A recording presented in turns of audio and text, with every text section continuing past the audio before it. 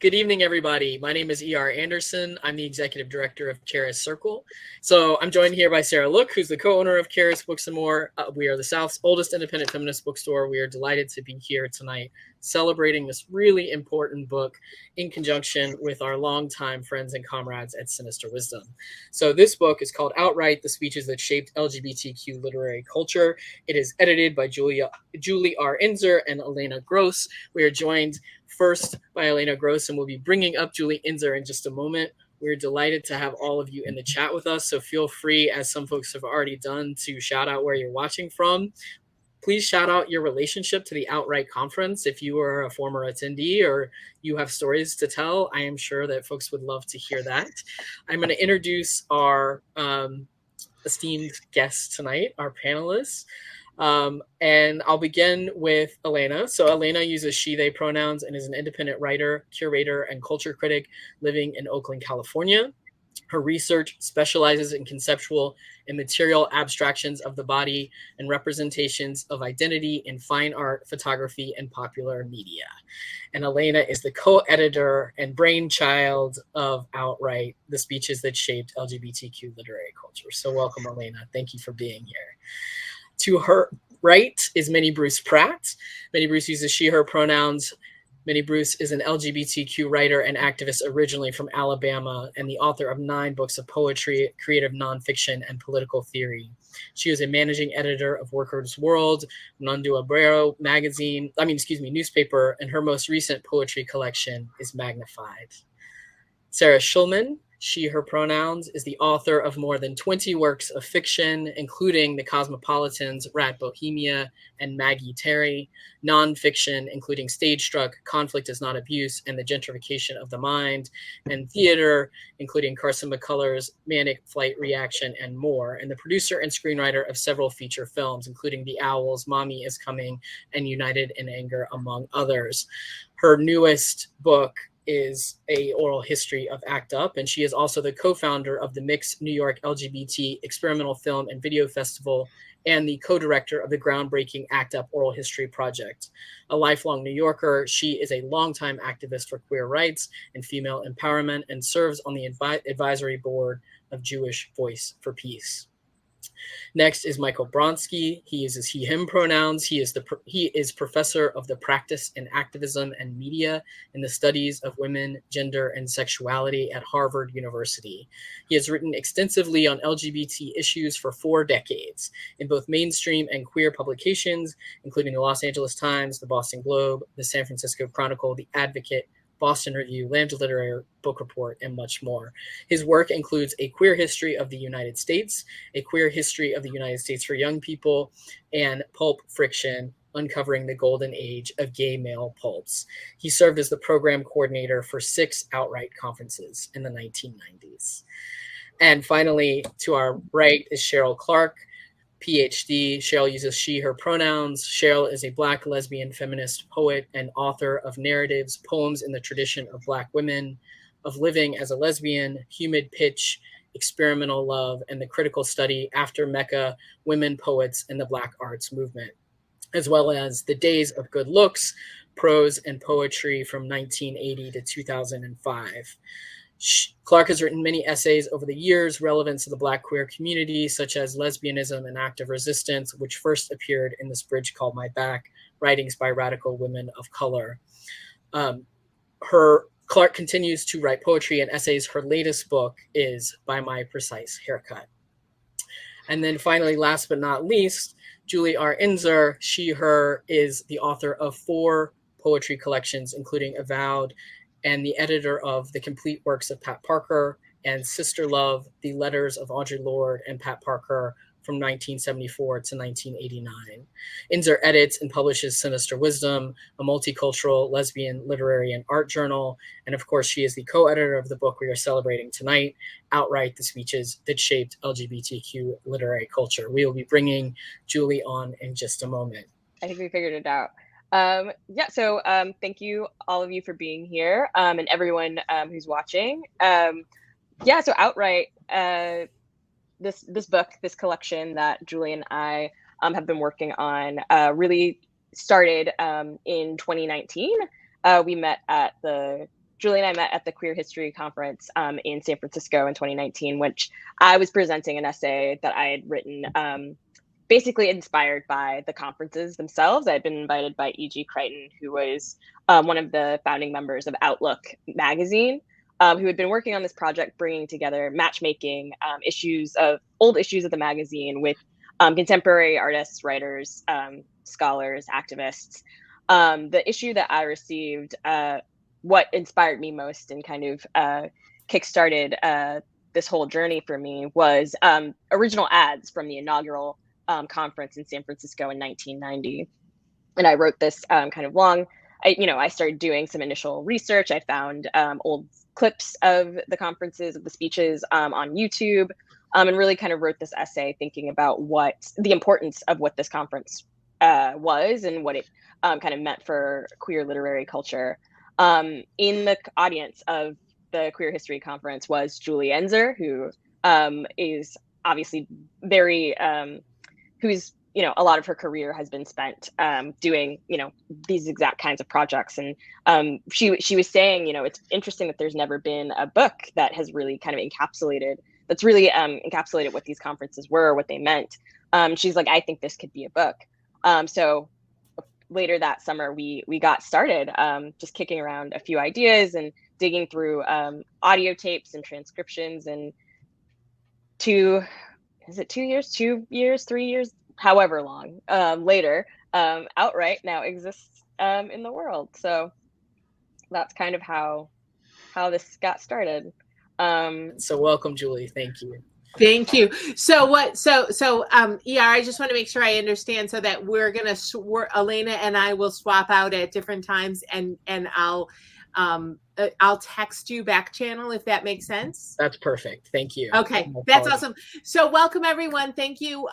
This panel is going to proceed in two ways. The contributors to the books are going to read either from their speech or from someone else's speech that they found moving to get us started, and then we're going to go into some dialogue and memories of the Outwrite conference. Well, this was in 1990. This was at, I think, the first Outwrite in San Francisco. And I was on, it's half my lifetime ago, because I'm now 63, and that was 32 years ago.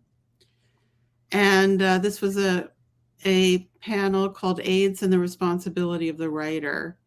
And two of the people on the panel died of AIDS, John Preston and Essex Hempel. And I just want to remind people that one of the most significant parts of Outwrite was that at that time, a person would say, I have AIDS, and we would know that. And then we knew that they were going to die, and they knew they were going to die, and we would have to sit there and wait for them to die. And that was part of the experience of being in that community. So I'm going to read one paragraph from my piece and one paragraph from Essex's piece. There are people in this room, many people, who would not be alive today if it weren't for ACT UP. There is no book that got any drug released, any drug trial opened, or any service provided. Reading a book may help someone decide to take action, but it is not the same thing as taking action. The responsibility of every writer is to take their place in the vibrant activist movements along with everybody else. The image created by the male intellectual model of an enlightened elite who claim that its artwork is its political work is parasitic and useless for us. At the same time, I don't think that any writer must write about any specific topic or in any specific way. Writers have to be free of formal and political constraints in their work so that the community can grow in many directions. But when they're finished with their work, they need to be at demonstrations, licking envelopes, and putting their bodies on the line with everybody else. We live in the United States of denial, a country where there is no justice. The way we get justice is by confronting structures that oppress us in the manner that is most threatening to those structures. That means in person as well as in print. And I just want to make a comment. What I was responding to was this kind of cultural claim at the time where people would say that just doing what they wanted to do, just writing the things they wanted to write was somehow inherently political. And what's interesting is that now people make the claim that what they're doing is not political. They falsely claim that what they're doing is not ideological, and it shouldn't have to be. But of course, all work is ideological. So we switched from the fake claim of agency to the fake claim of neutrality in the last 32 years. And I want to read a paragraph from Essex Hempel.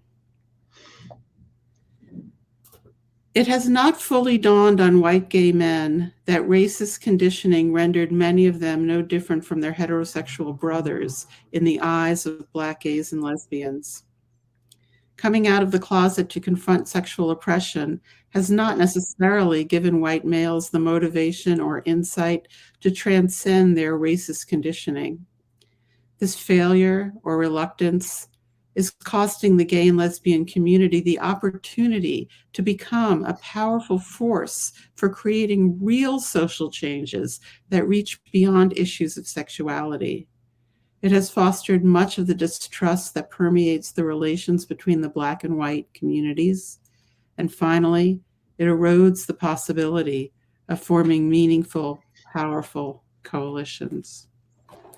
Okay, thank you. Thank you so much, Sarah. That was wonderful. And it's lovely to, your reflections also on how things have changed are so important, I think, in all of this. Next, I'd like to invite Michael Bronski to read for us. Michael is included as one of the voices from Outwrite in this collection. But also, I just want to thank Michael publicly, was such a valuable interlocutor while we were working on this book through his vast knowledge from all of the work he did working on 6 of the conferences. So I want to both have Michael celebrate by reading from the book, but also everyone here to just acknowledge Michael as a key volunteer and as one of literally hundreds of volunteers who helped make this space available for the community during the 1990s. Yeah. Thank you, Julie. It feels like a very long time ago when it happened, but it feels very, very immediate as well. And thank you for that. I wanted to read just 2 paragraphs maybe from Tony Kushner's speech, which I believe was, I should check the date, 94, 95, 94. And he had Angels in America, part 1 had been on Broadway already. And he gave if people were there, I think certainly Sarah and Minnie Bruce, and I believe Cheryl were. It was a very long speech. I'm just going to read a very short part. It was so long that not all of it even fit in the book. So I just wanted to read 2 paragraphs. It's called On Pretentiousness, and I'm sure I cannot read it as pretentiously in the best possible sense or as enthusiastically as Tony did that night. So after quoting long parts of Herman Melville, Moby Dick, and Marathi and de Tocqueville, he then gets to his point, which is in praise of pretentiousness. Pretentiousness is risky. A vast, amorphous, self-generating anxiety comes with the equally vast and amorphous territory one has chosen to cover. One is highly susceptible to ridicule and possessed of such numbers of flanks that it is impossible to protect them all. Since the size of one's ambitions is laid bare for the world to see, being thin-skinned is a predictable consequence and the symptoms of pretentiousness. One's skin is, after all, so painfully stretched over such a very large area. Implicit in I'm having trouble with all the semicolons. Implicit in grandiosity and pretentiousness is the unshakable desire to embrace everyone. The impulse to make work that contains the world surely stems from an infantile impulse to swallow it whole and be universally adored for having done so. These desires are even more doomed than the desires you develop as an adult, and to carry the appetite of the infant into your middle age is at risk to certain indignity. To say the least, the way, for instance, that this speech attempts to simultaneously is a self-defense and a self-critique. I fear tangling itself up in knots. We pretentious writers of the left share this unfortunate flaw. of being extensively thin-skinned and rapaciously greedy, and with other control freaks, people we'd probably have avoided any association with. His examples are Rush Limbaugh, Bob Dole, and Adolf Hitler. Pretentiousness is, I sometimes think, a form of hysteria that manifests itself as listing, cataloging, manifesting itself in a panic-strained effort toward the encyclopedic, lest the important ideas which the pretentious writer doesn't feel she or he truly deeply comprehends escaped, while rightly attentions dazzlingly malinger over some bit of inconsequence. But the joys of pretentiousness is more alluring than its humiliations and forbidding. It is, as de Tocqueville says, a profoundly democratic gesture or failing that I'm not sure he entirely understood. Pretentiousness is at once a Promethean protean liberation of the imagination, and anyone capable of it, provided we pretenders can inure ourselves sufficiently to the shame that is heaped upon us when we are caught in the act of pretending. Pretentiousness consists of attempting an act to behold creation regardless of whether or not one has sufficient talent, emulating the daring of which only genius is truly capable, daring to see how close to the moon we are capable in all our inefficacies and limitations are withstanding of soaring. Embracing pretentiousness as a trope, as a stratagem, as a tool, becoming ironically aware rather than ashamed of grandiosity, enables us to make literary and perhaps political hay out of the distance between what we would like to have done and what we have actually accomplished. The success and the failure both are part of the story, the success celebrating our gloriousness, the failure notably demarcating our tragedy. But in both glory and tragedy, we pretenders are fabulous. Thank you. And thank Tony. Thank you so much, Michael. And yes, thank you, Tony, for letting us include that selection. And for people who were at the conference, there was always much discussion about Tony Kushner's lasagna recipe, which tied to his needing to cancel one year and reschedule the next year. Now I'm going to invite Minnie Bruce Pratt to read, and we'll see if we've resolved the echo on Minnie Bruce's tech side. Works. Can you hear me all right? Great. I was a culprit who had 2 tabs open. So I'm going to read from my own essay, which in the book is called Imagination and the Mockingbird. When I wrote it, I called it How the Mockingbird Learned a New Song. And thanks to Elena and Julie and all the other, Sarah and Cheryl and Michael, and for all the work that got us all together then and now. I'm sitting.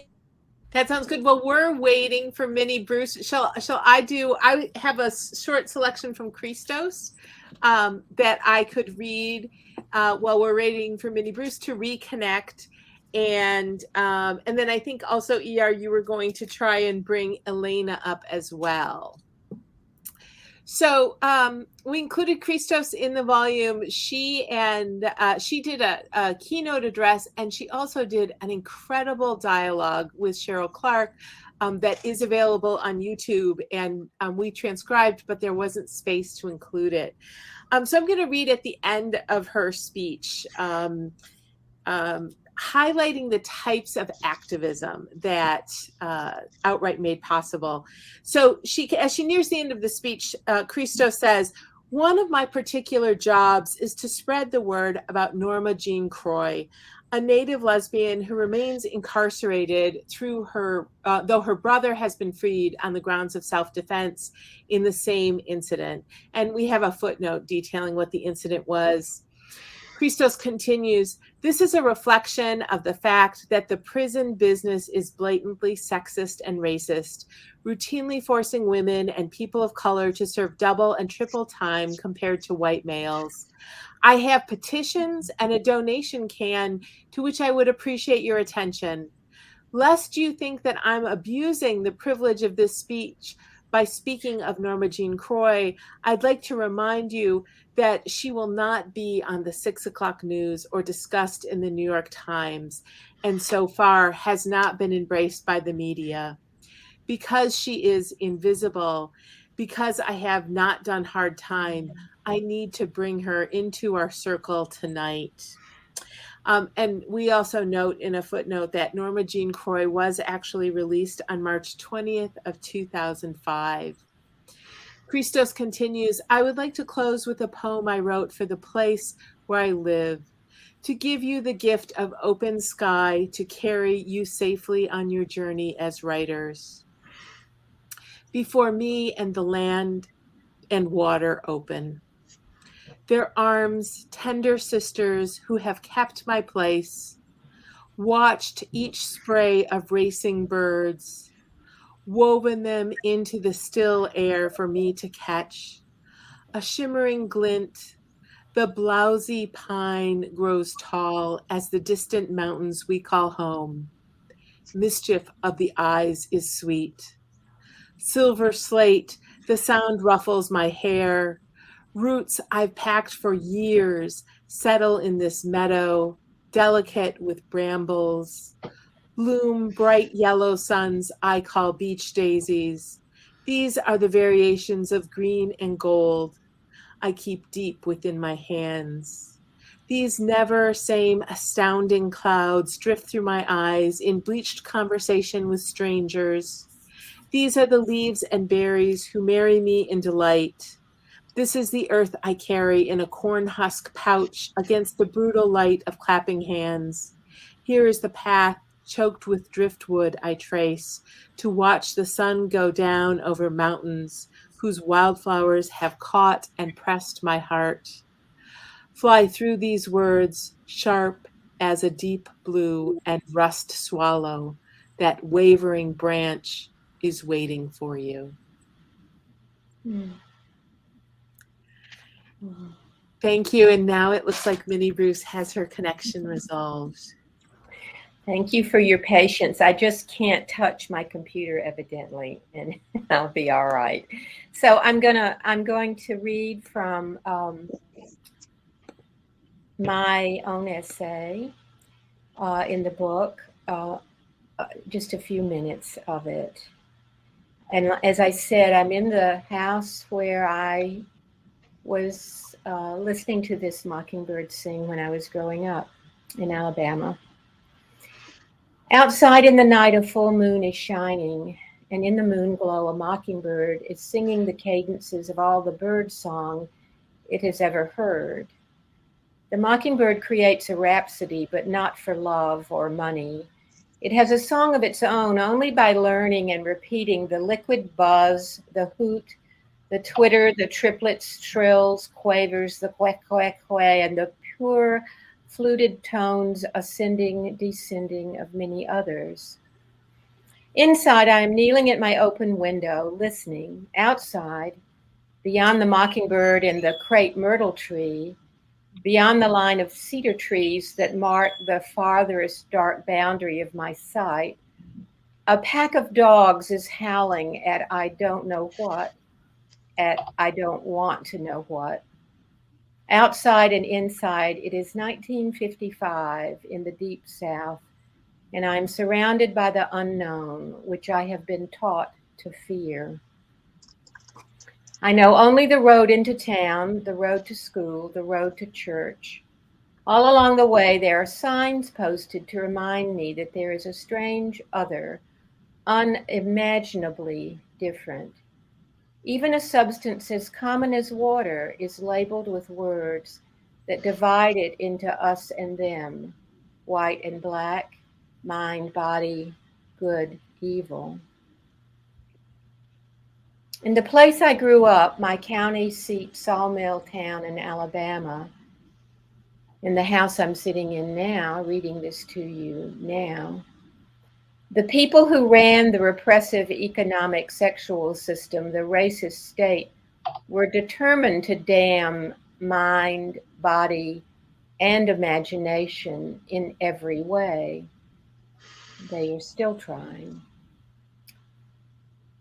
But there was always the danger that folks might decide to go back to raw data, to our sensual world and sensory experiences, to the immediate history and shared memory of our lives. And anything might happen if we took those horrors and wonders and claimed them with words and metaphors that refuse to abide in the opposition of white and black, or for that matter, male and female, normal and queer. Queerness was not marked officially with any sign, but anyone who crossed white and black was assumed to be queer. Any lover across guarded borders, any challenger to the necessity of rich and poor, anyone who did those things was called queer.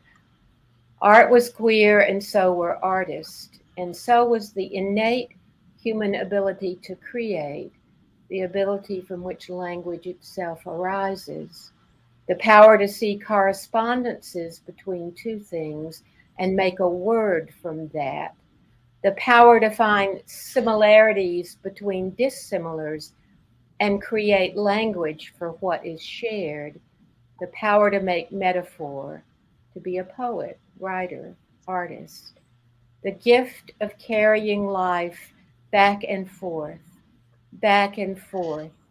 between two distinctly different others. That gift was the queerest act of all.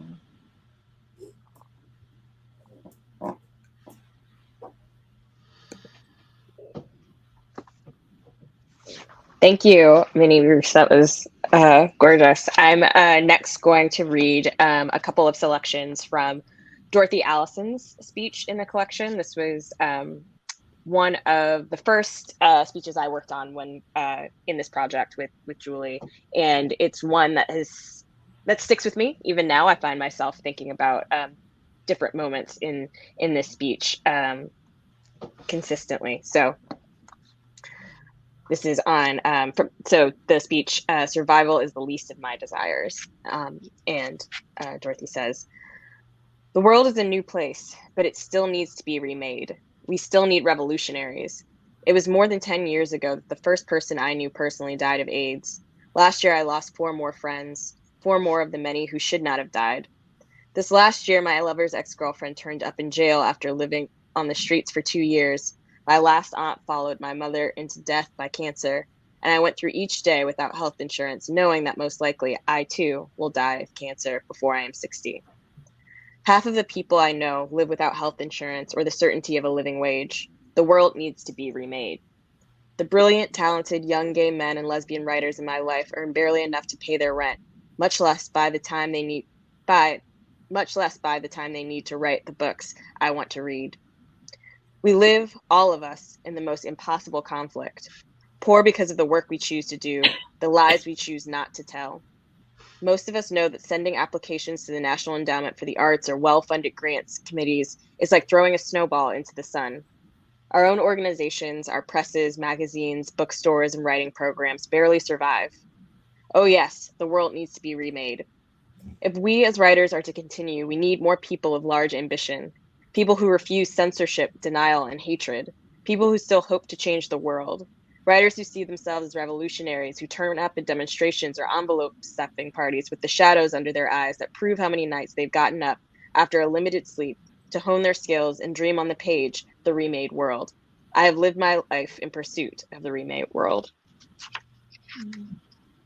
And then this next part of the speech, she says, "The worst thing done to us in the name of a civilized society is to label the truth of our lives material outside the legitimate subject matter of serious writers. We are not supposed to talk about our sexuality, not in any more than the most general and debased terms, our passions reduced to addictions or the subject of poorly thought out theories of deviance and compulsion, our legendary loving relationships rewritten as the bland interactions of best friends or interlocking systems of dependence and necessary economic solutions. I need you to do more than survive.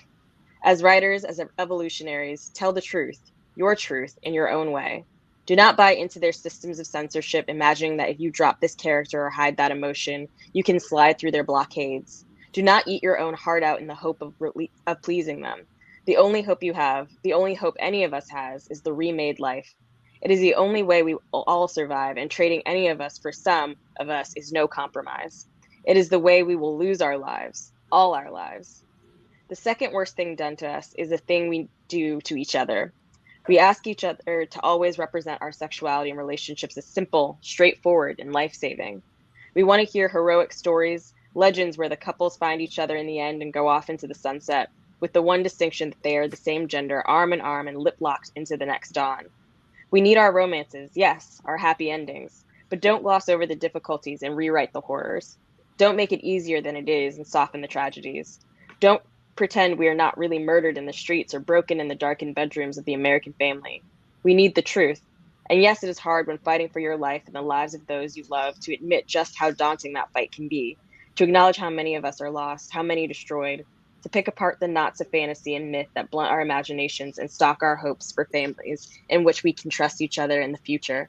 But if I am to survive, I need to be able to trust your stories, to know that you will not lie, even to comfort. I believe the secret in writing is that fiction never exceeds the reach of the writer's courage. The best fiction comes from the place where the terror hides, the edge of our worst stuff. I believe absolutely that if you do not break out in that sweat of fear when you write, then you cannot have gone far enough. And I know you can fake that courage when you don't think of yourself as courageous, because I have done it. I know that until I start pushing on my own fears, telling the stories that were hardest for me, writing about exactly the things I was most afraid of and unsure about, I wasn't writing worth a damn. Thank you. You can really hear Audrey's influence on that piece. I just want to say it's interesting. Yeah. And it looks like we have Cheryl back, so I'd love to invite Cheryl Clarke to read a selection now, if you're ready. Thank you. I apologize. I'd like to thank Charis Books for hosting this celebration of the publication of Outwrite, and thank Julie, Enszer and Elena Gross for their editorship, and to express my pride at being among the hardworking writers who are on this program tonight. Sarah, Minnie Bruce, Julie, Michael, Elena. And I'll just begin with, I'll be reading from Melvin Dixon's address, in 1992. I'll be somewhere listening for my name.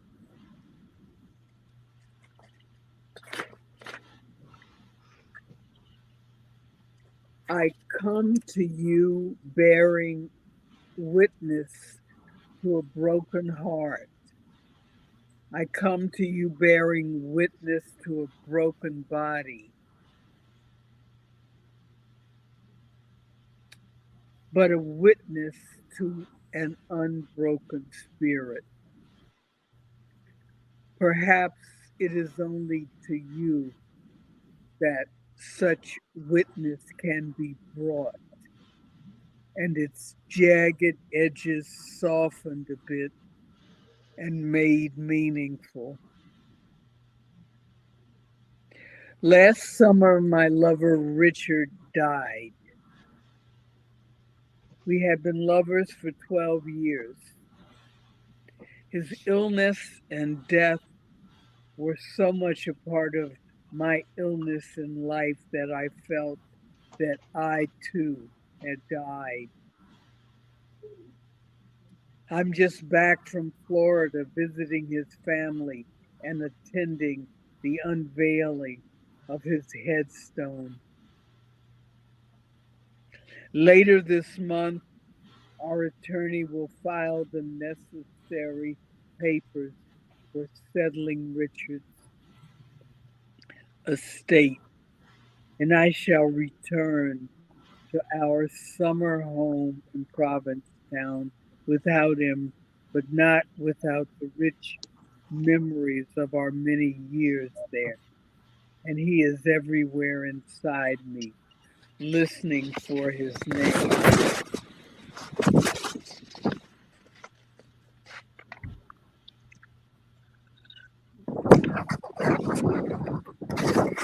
As creators, we appear to strike a bargain with the immortality we assume to be inherent in art.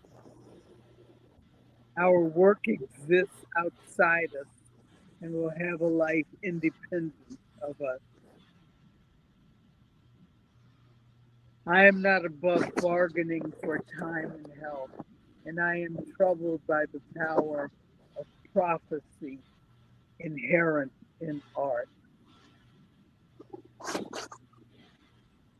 As writers, we are a curious lot. We begin our projects with much apprehension about the blank page. But then, as the material assumes its life, we resist writing that last stanza or paragraph. We want to avoid putting a final period to it all. Readers are no better.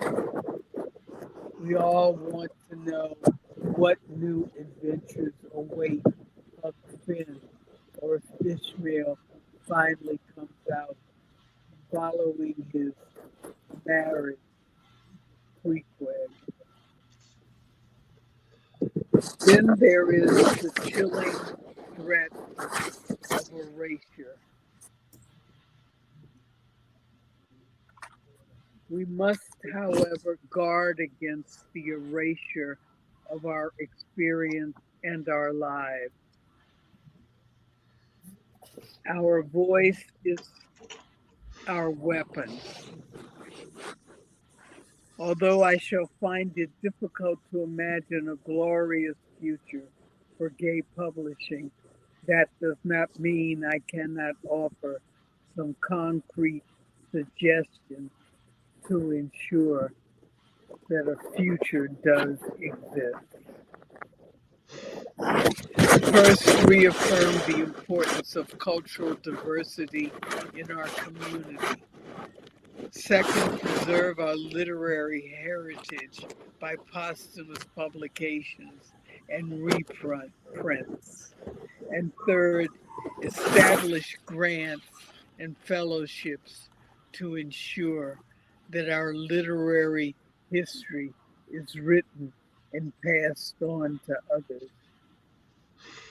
I don't think these comments are bleak, but they should remind us of one thing.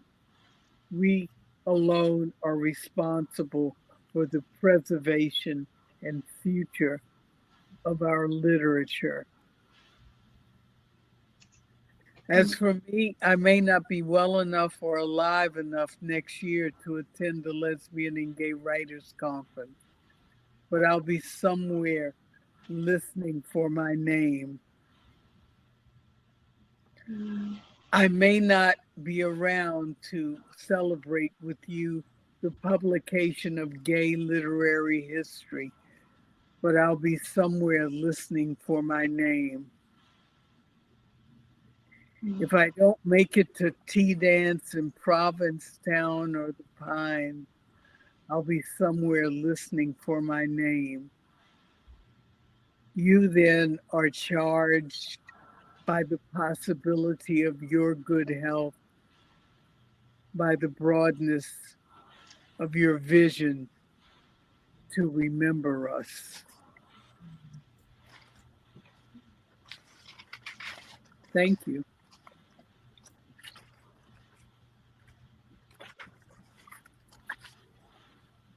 Thank you. Thanks, Cheryl. That was great. It was What Do We Remember About Outwrite? Right. Thank you. Yes. What is one of our memorable experiences from Outwrite, and can you tell us a funny or illuminating story? Do you like to start, Sarah? I have so many things, and as I was remembering, I have quite a few things I can't tell, but there are some things I can tell.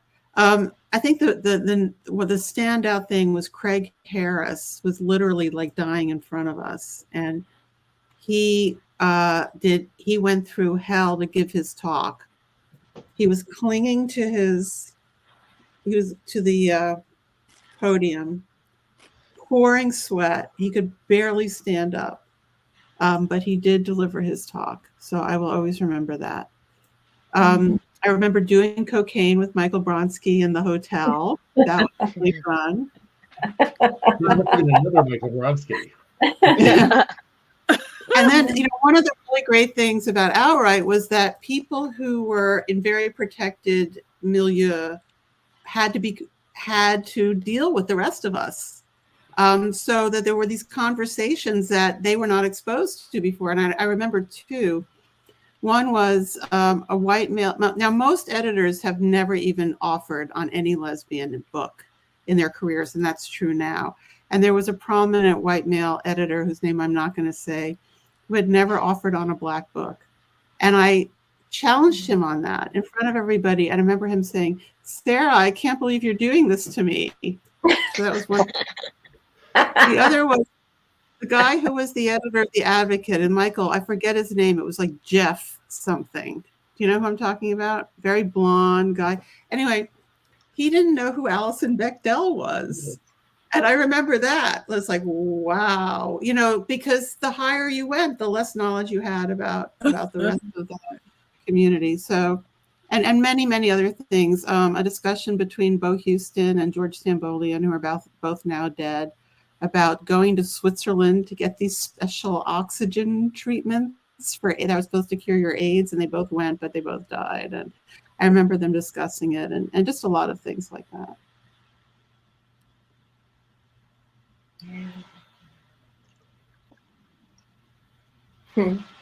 Michael, do you have any key memories from the conference? From the conferences? I mean, from many of them. Keep in mind that I was working most of the time, corralling 190 lesbian, gay, bisexual, and transgender writers around a hotel. I have, these are funny or illuminating, was the adverb? Yeah. Adjective? Yeah. Nothing really funny. I think I have two things I really remember, one of which sounds terrible but has a happy ending.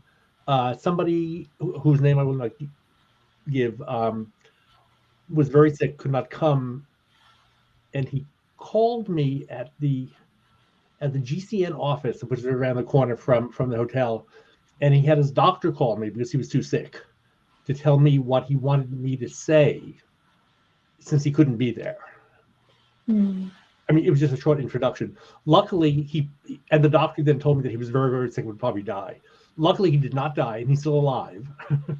Oh, my God. Yeah. But he really almost died for like 2.5 weeks. The other memory I have, which is sort of amazing. So I was the official programmer, but I worked with a whole committee of people who were just wonderful, and I was constantly on the phone with Sarah, with Chris Bram, with Roz Parr, with lots of other people to get, and Michelle Carlsberg, Judith Katz, to get feedback from everybody. But a woman named Joanne Green, who has since passed away of breast cancer, was a children's librarian. She said, "Why don't we have a track for queer young people?" And so we created a track. We worked with like high school students to sort of develop this. And there were people from, not in the GCN community, but from outside, who really came down on us for this. And they said, they'll be in danger. There are all these gay men there. They'll be hitting on them. They'll be unsafe. And it was true. There were people from NAMBLA who were speaking at the conference, all of whom were like, I knew personally, and were actually not going to hit on 14-year-olds at all in the hotel lobby. And we stuck to our guns, and it was one of the most successful panel tracks we'd ever done. And we did it for 3 years. And they had their own room if they wanted to go to. They were very, very interested in meeting one another from different schools, because it was a safe place to actually hook up with other teenagers. And they did incredible panels, right? That were very well attended. So that, I think, was an innovation thanks to Joanne for pushing it, but one that we stuck by, and it was really, really worth it. And also, it would happen today in a minute, but it was really unusual back in 1994. Yeah, I think it's pretty unusual even for now. Like, I don't think you see nearly as much kind of that cross-generational, programming as much as. No. I think it's more permissible now, even though you don't see it. Yes. Yeah, more permissible certainly, but More yeah, it's permissible, still pretty rare. I would say, yeah. Also, I just want to say that the Outwrite, as we knew it from those Boston years, and I loved the first two that Outlook did, right? But it really could not have happened without Gay Community News, and not only the staff and the volunteers and the collective and everything else, with its politics, right? I mean, Outwrite was completely different than anything else in the community, in terms of literary presentations, right? And that was because GCN had leftist progressive politics, and that's what guided us, which you wouldn't probably see now today either. Right. Minnie Bruce, yeah. Are we on? I can't tell if you have to turn on my mic or not. One of the other questions is, what do you think the lasting, impact of Outwrite was or is? And I think, just thinking about Gay Community News and how important the whole network was that we built of publications and presses and collectives, and certainly Gay Community News, that was like our newspaper of record, I remember how thrilled I was when you all printed one of my early poems, how exciting that was to me, to be brought into the larger community. We were working really hard in the South to do our, to do our own cultural production. But I think for me, just that sitting in the lobby of the Boston Park Plaza and watching everybody go by and snagging people to talk to or saying, "Who is that?" That is one of the things I remember most distinctly. That's just the effervescent feeling of being out in public with everyone. And certainly this dramatic contrast to, say, my first gay bar in Fayetteville, North Carolina, which was literally called The Other Side, and had a back entrance and a way to block the front entrance in case the Army CID was going to raid you that night. So the contrast between the two worlds, and just the pleasure of drinking iced tea and sitting in the lobby and talking about ideas and literature with everyone and being raunchy. I mean, one of the things I remember most distinctly from being there was dirty dancing with Leslie at one of the little parties. That was fabulous. And I remember our conversation, partly because the interview that Julie and Elena did with online with poetry. The Poetry Foundation? Mm-hmm. The Poetry Foundation. I'm sorry, my phone is going off and I'm afraid to touch anything and I'll disconnect. I just remember this moment where these worlds got drawn together in that conversation of political trans life and my lesbian feminist world, and everybody being in the room together and being kind of like, oh my God, we're all in the room together. Because the struggles and the battles were still going on around gender and transgender and gender non-conforming, and none of that language was settled yet, and we were really right at the beginning. And there were, and there I was coming out of I thought only the lesbian feminist current, but of course also coming out of the South and out of the bars. So that melding of that that crocheting together of worlds at Outwrite. That's what I remember. And how Were there any good fun it was. Were there any good cruising stories from Outwrite? I mean, I would just imagine all of these people being kind of together. There had to have been some It's mischief. endless. Yeah. Say, my only very serious, because I really was running around most of the time, was that I actually had Kate Clinton announce from the stage my hotel room number, and that was available after 10 o'clock that night, which Kate happily did. And no one showed up. Probably because they hadn't heard that I had cocaine in the room. So Yeah. if it had actually been common, I would have had a whole crowd probably. Cheryl, do you have any significant memory? Yes.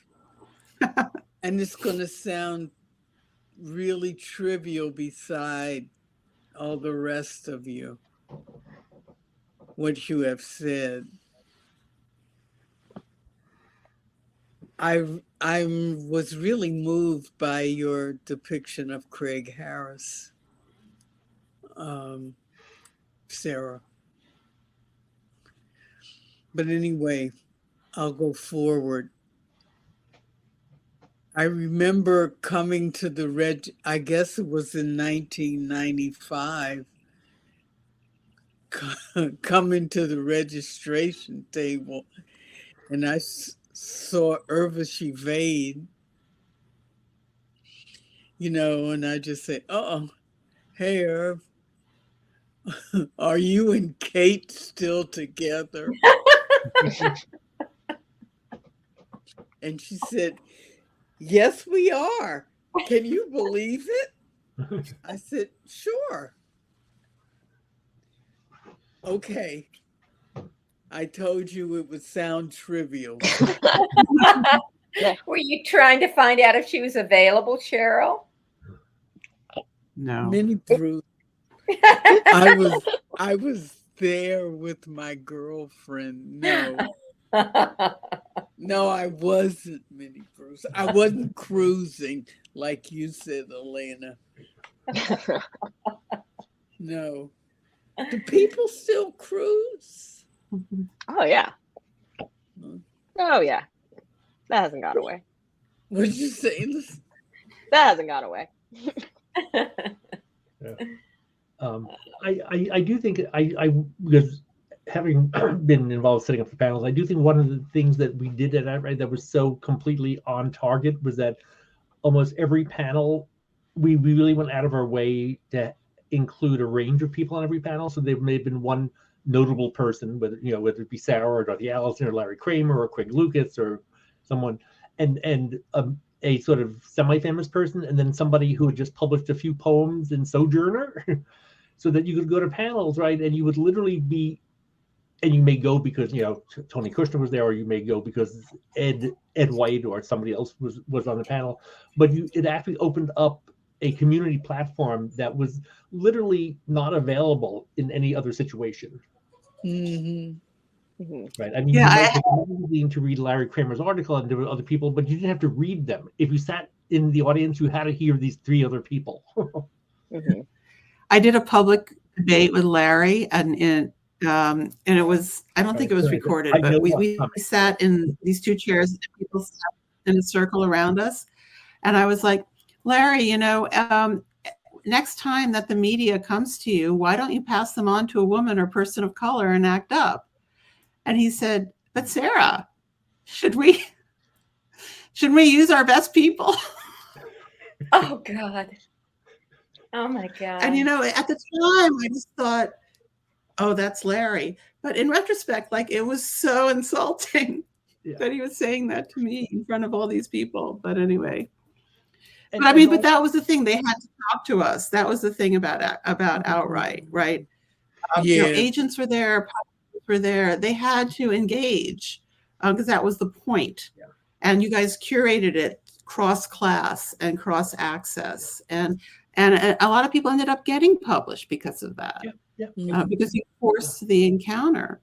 Believe me, it's very, very hard to get anyone in the publishing industry to have a conversation about anything, and to have a situation that forces them to actually talk to you would be so beneficial right now. It would be incredible. Yeah, and I just want to add that yes, that was how Larry thought, and that's how he spoke, and we were all used to that. But the more shocking thing is that wasn't just Larry speaking; that was the entire publishing establishment behind him, and the entire media establishment behind him.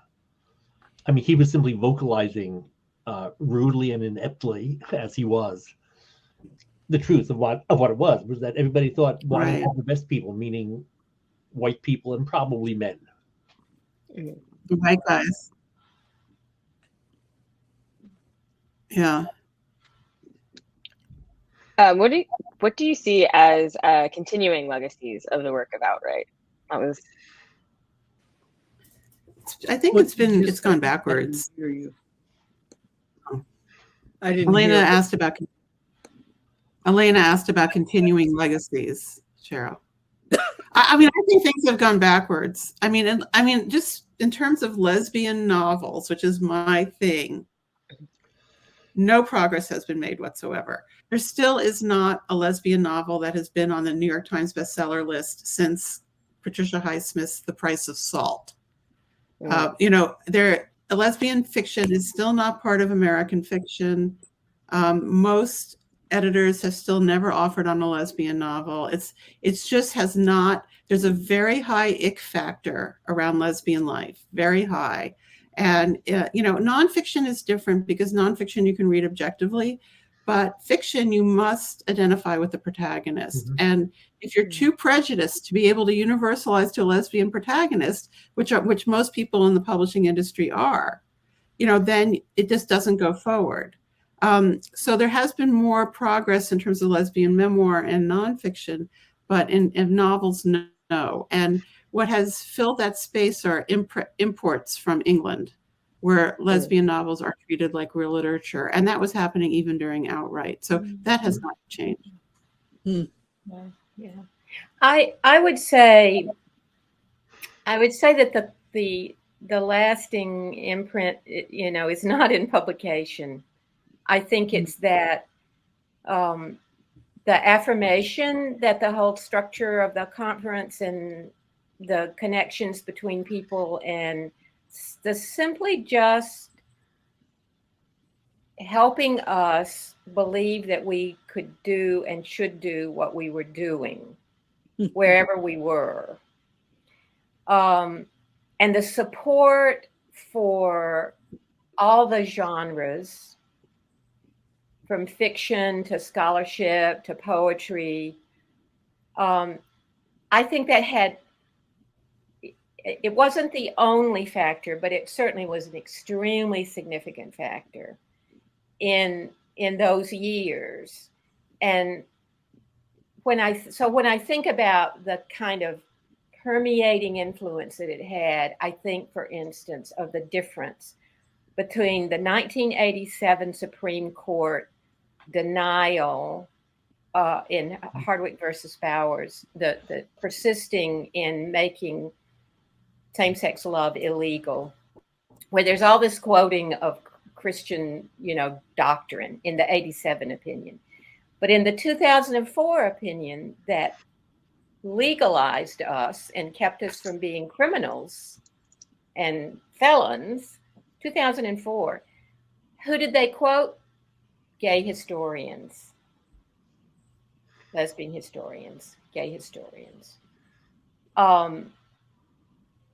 I think that is what we look at when we look at the lasting influence, and not to what degree the industry got moved. I think the support that it gave to us collectively and beyond the conference to be in struggle, and that it has had an impact on. It has had an impact on the U.S. We're in a very difficult period right now, but one of the reasons we're in a very difficult period right now is because whole generations are coming up that we have educated, and they're just not putting up with it anymore.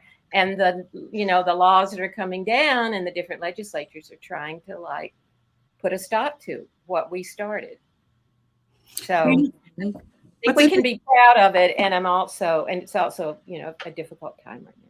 But I think that what was very unpredictable is that gay things have done much better in the courts than women and Black people. Women and Black people have done very poorly in the courts, but gay things have done very well. And I don't think we would have predicted that at the time. Well, I don't know that the division is quite so neat, but it's true that the pushback right now is definitely aimed at women and gender defiant people and people of color. There's no doubt about it. But, we have more to lose. So, I don't know. I think, the courts are just never the answer. We're more vulnerable. And the courts are just not the answer. We know that. What did you say? The courts what? The courts are not the answer. They never are the final They answer. aren't. They're just not. They aren't. It takes us. Yeah. Takes ACT up in the streets. Yeah. and Selma and and those young ones in Florida who are like walking out of school chanting "We say gay" and waving their. Yeah. Oh my God. That's the some kind of tornado alarm going off. Let me turn it off. No. Right. I mean, I think the other thing that has changed, and it is due to a lot of factors with the industry and with technologies, and it harks back to what Sarah had said earlier a little bit, that there are many books coming out now with at least with gay male content, often by men of color, that are not marketed as gay books, right? So we've actually lost the designation of a gay book in mainstream publishing, which I think is a loss, actually. But people are getting published. People who couldn't have gotten published 20 years ago are now getting published. I think the other thing, and as Sarah pointed out, right, that back then now people say that their book isn't political, and maybe the writer is saying that. I'm not sure. But the other thing that's happened is that the technology has changed so enormously that small presses can pop up any number of places and publish books. Some are great, some are not very good. But like in the mainstream, some are great and some are not very good. In fact, I'd say percentage-wise, there are small presses put out better books than books that are not very good versus the mainstream, where they're mostly not very good and a small percentage are actually pretty good. And that's really harkened back, I think, to the 70s and the early to the late 70s and the small press movements. Whether it be Kitchen Table, whether it be Fat Greg Books, whether it be Good Gay Poets, whether it be any number of hundreds of other small presses, right? And then that, I think, is a major change that I think I would argue is somewhat related to the ground that Outwrite broke, even though many of these people publishing actually may not have been born when Outwrite was actually going on. I think this is the legacy. I think this is part of the legacy. Yeah. And a cat. Sorry about that. Yeah. She's part. Don't mind her. Also, I mean, the advent of MFA programs has had a huge impact on all of this. Yeah. Because, in the early time, gay writers were not supported by MFA programs. There was a nightmare for gay writers to be students in those programs. And now the queer writers who are the most successful, get the biggest advances and win mainstream prizes, are the products of the most elite MFA programs, to the point where it's almost replaced any other system. That's, so that, I was on a panel recently with 3 young, successful queer writers who are all products of elite MFA programs, and I couldn't understand what they were talking about. Well, I can say, well, they're very focused on their practice and being very, very aware of what their practice is, and the work is very self-referential, and that is part of their success. And I don't relate to that at all. And it's completely about training, that I wasn't trained and that they are, and that's a huge generational difference. Well, we trained ourselves. Yeah. We had to. But also, don't you think, just thinking about the way movements function historically, there's the wave forward, the pushing back, the pushing forward. Then at a certain point, the forward motion begins to ebb because we're in this larger repressive structure, and something gets won that a non-revolutionary layer says, okay, we've got marriage or whatever, right? And so that happens, and the literature goes along with that. Like every liberation movement has its writing arm and its historical arm, and we were the cultural arm of a liberation movement. We weren't just writers, but the younger folks who are coming along now, they're at the ebbing side of that wave. They are. And they're in the MFA programs, but the MFA programs, the racism and the homophobia and oh my God, and they're not doing this. They're not in the groups that we were in, where we were training ourselves and talking about politics and writing at the same time, and in the streets also, So I think. But there are some good writers. Like I really like Matilda Bernstein Sycamore, and I really like and her work is not, she's not a product of MFA. She's not getting the big advances. She's not being taken by the corporate presses, and her writing is incredible. So, there still is a counter-public kind of radical queer writing that's being produced. Right. But I think that is generally right now at the edge of transgender nonconforming or gender defiant folks, because their push is still in process, and they're still, generating material around it. I think that women's studies, if we look at the academic, we were talking about MFAs, but I think women's studies programs have advanced lesbian and gay writing and lesbian and gay intellectual thought. Nobody agrees with me. That's all right. I don't care. I do. What I was just thinking was that I taught a class last semester called Power to the People, Black Power, Radical Feminism, and Gay Liberation. And it was an engaged learning class, and their final project had to be a public-facing project. And I'm just thinking about the impulse of younger, these are it was 60 people, half of whom were first-year students. They were 18, maybe 19. And they were so eager to write. I had three people publish poetry books, and 2 people publish children's books as their final projects. So I think if you give people the venue and the outlet, and because it's the university that has funding, we could fund it too. But these young people wanted to do it, and I know 2 of them. One was a young queer boy from Tennessee who said this was like, he never could have imagined he could publish a book of his coming out poetry, and was like over the top happy about it. He had to do it anonymously because he didn't want his name on it, because he's not out to anybody at home. Not that I'm sure they could actually find the book ever. So I think the impulse, that small press impulse is there. You just have to nurture it now.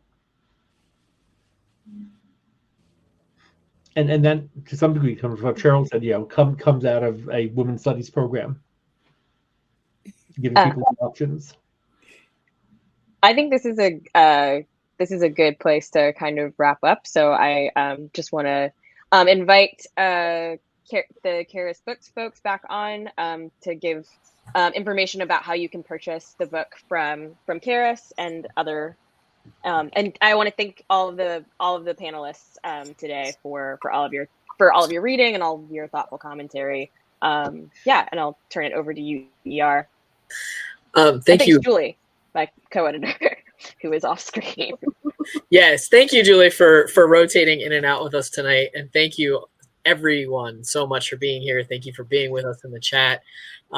This is a real honor for us. You know, this panel is full of people that I personally admire and that have meant so much to Charis. Y'all's books have been our guiding lights on our shelves for decades, and continue to be. And you know, we were saying in the green room, on the one hand, it is a tragedy that so much of what was talked about and written about at Outwrite is so relevant to today, but it also really is a testament to all of you as visionaries and as brilliant people, and as people who are in the practice of activism, right? So other people have their practices, as Sarah Schulman said, but y'all have the visionary practice of being among our people in community. And that is a testament to how important your writing remains to all of us. So thank you so much. I want to encourage folks to buy outright the speeches that shaped LGBTQ literary culture from Charis. You can do that by clicking this teal link. You can also, of course, support other radical and feminist bookstores around the world. We always recommend that you shop local with your folks. We want to encourage folks to also support Sinister Wisdom. The work of Julie Enszer is so important.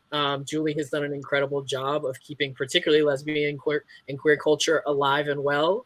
And Sinister Wisdom is a gift. If you're not a subscriber, go ahead and go on over. I'll drop the link and subscribe.